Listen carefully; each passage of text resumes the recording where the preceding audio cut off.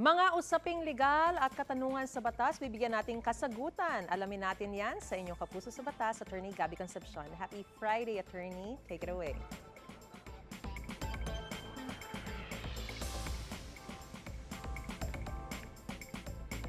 Uy, may utang ako. Pwede ka bang maging guarantor? Sige na. Requirement lang naman to. Kailangan mo lang pumirma. Madali lang to. Naku, hep-hep lang dyan. Hindi yan hooray. May nakapagsabi na ba sa inyo ng ganyan?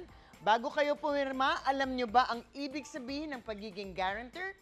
Well, here's all you need to know. Ask Attorney Gabby.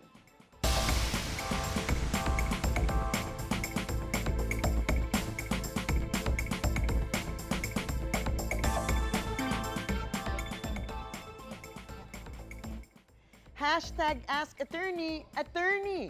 Ano ba talagang ibig sabihin pag naging guarantor ako ng utang? Ako ba ang hahabulin pag di nakabayad ang may utang? Paano kung wala rin akong pambayad? Heto ang sabi ni Attorney Gabby. Well, pag sinabing guarantor kayo ng utang, kinukuha kayo bilang seguridad na kayo ang magbabayad kung hindi makapagbayad ang may utang and eventually, kayo nga ang hahabulin para bayaran nito pag nag-default ang may utang. Pero kailangan ninyong siguraduhin kung ano talaga ang nakalagay sa kontrata. Meron din kasing tinatawag na surety na ganun din, babayaran din pag hindi nakabayad ang pangunahin ng utang. Ang difference, pag guarantor kayo, hindi kayo magbabayad unless talagang inubos muna ang lahat ng property ng debtor at nagawa na ang lahat ng legal remedies laban dito. At dito, ang tinatawag ay ang excussion. Uubusin muna yan bago kayo habulin.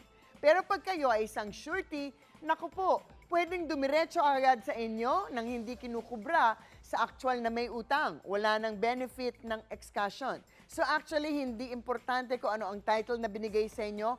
Kailangan tingnan ninyo kung ano ang obligasyon ninyo sa ilalim ng dokumento. Kahit nag-guarantor ang tawag sa inyo, pero kung nakita ninyo ang mga katagang joint and solidary o nakalagay na wine-waive ninyo ang benefit of excussion, hahabulin kayo agad pag hindi nakabayad ang nangutang. Ang saklap naman nun, di ba? Hindi nyo na nga na-enjoy ang perang inutang ng iba, pero kami ko pa rin ang magbabayad. Napakasakit, so be careful. Hashtag Ask Attorney, Attorney, nagulat ako nung may tumawag sa akin at sinisingil ako dahil ako raw ang ginawang guarantor ng isang nangutang sa kanya. Wala akong alam dito, ano pong habol ko dito? Well, sabi ni Attorney Gabby, syempre, dapat ay wala silang habol sa inyo at wala kayong pananagutan. As a general rule, kung wala kayong alam at hindi naman kayo nagbigay ng consent o pahintulot at wala kayong pinirmahan, well, wala kayong obligasyon. Hindi kayo pwedeng gawing guarantor kung hindi nyo alam tungkol dito. Of course, sabihin nyo agad ang lending company o ang nagpautang na wala kang alam sa nangyaring pangungutang.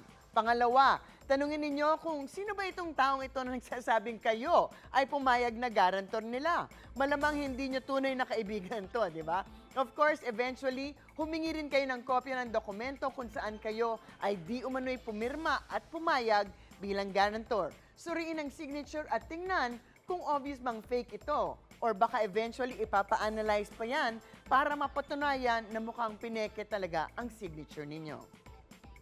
Sabi nga ng iba, ang taong umutang dapat binabayaran ang utang ng kusa. Pero maraming hindi ganyan, di ba?